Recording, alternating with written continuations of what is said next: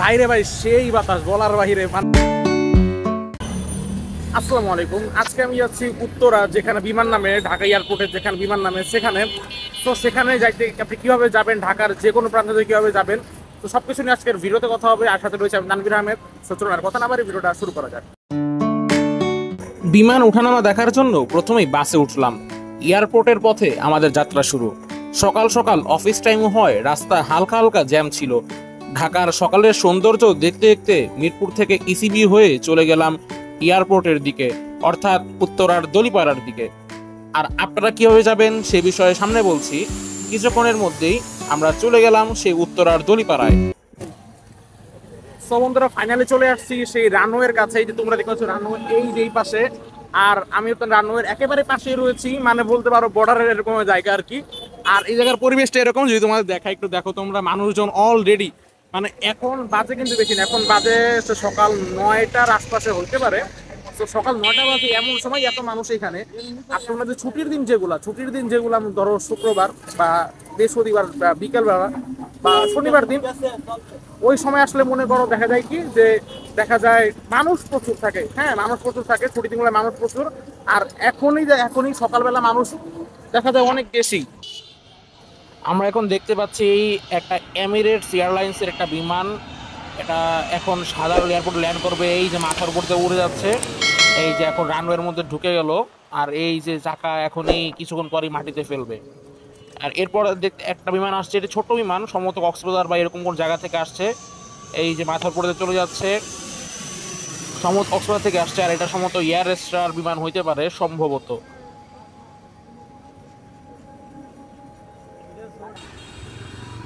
এখন একটা বিমান আমরা দেখতে পাচ্ছি, এটা হচ্ছে ইউএস বাংলা এয়ারলাইন্সের সম্ভবত, যতটুকু জানি। তো এটা এই যে উড়ে গেল, এখন এটাও রানওয়েতে এখনই তা ছুবে।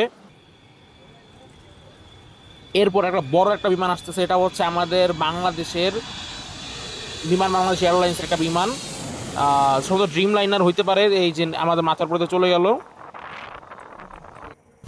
বাইরে ভাই সেই বাতাস বলার বাহিরে, মানে প্লেন গেলে মনে হয় কি যে বাতাসে উড়ে নিয়ে যায়। ঠিক আছে, দেখেন আমি এটা দেখাই জাস্ট।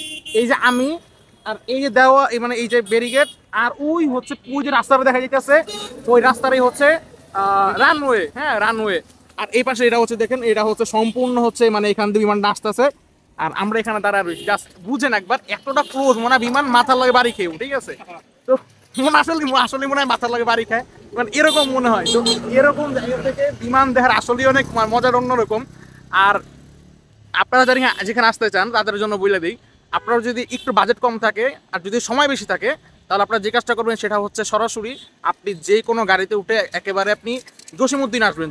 উত্তরা জসিমউদ্দিন আসবেন। জসিমউদ্দিন আসার পর সেখান থেকে একটা লেগুনা উঠবেন। লেগুনা ভাড়া আনুমানিক 10 টাকা, হয় 10 টাকাই নেয়। 10 টাকা দিলে আপনাকে এই রানওয়ে এখানে নামাই দিয়ে যাবে। আর হ্যাঁ, দলিপাড়া রানওয়ে এটা নামাই দিয়ে যাবে। আর আপনার যদি দেখা যায় যে সময় কম কিন্তু আপনি যাবেন খুব তাড়াতাড়ি, তাহলে ভাই একটু টাকা খরচ করা লাগবে। সেটা হচ্ছে আপনি মেট্রো রেলে করে, বিশ্বের যে কোনো জায়গা থেকে আপনি মেট্রো রেলে করে সরাসরি আপনি উত্তরা সেন্টার নামবেন। উত্তরা সেন্টার নামার পরে আপনি সেখান থেকে একটা রিক্সা ভাড়া করবেন। রিক্সা ভাড়া আনুমানিক 50 টাকা নিব। সো 50 টাকা 40 টাকা একটু দামাদামি করে নিয়ে, নাহলে আর বেশি নেয় ওরা। তো ওই রিক্সা ভাড়া 50 টাকা দিয়ে সরাসরি করবেন যে আমি উত্তরা এই দলিপাড়া, মানে এই রানওয়ে এলাকায়, এটা বললেই হবে, এখানে নামাই দিবে। তো এই হচ্ছে এটা আসা যাওয়ার হিসাব আর কি।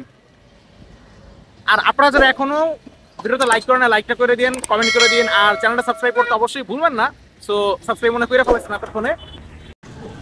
আর এখন দেখতে পাচ্ছি একটা বিমান ট্যাক্সিওয়ে থেকে এখন রানওয়েতে এখন ঢুকছে।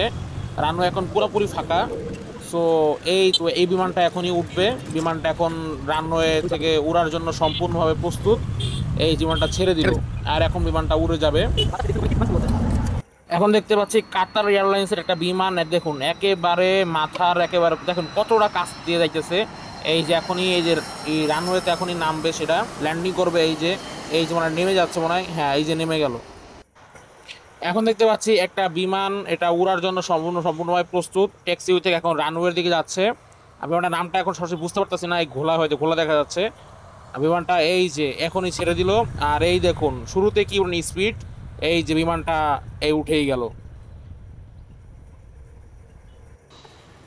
এখন দেখতে পাচ্ছি বিমান বাংলাদেশ এয়ারলাইন্সের 787 মডেলের, এটা বোয়িংয়ের একটা বিমান। এটা এখন উড়ার জন্য সম্পূর্ণভাবে প্রস্তুত। রানওয়েতে দেখুন দাঁড়িয়ে আছে, এই যে মনে হয় ছেড়ে দিল। হ্যাঁ, আর এই যে ছেড়ে দিল, আর বিমানটা এখন দেখুন কি কি স্পিড দৌড়ে যাচ্ছে।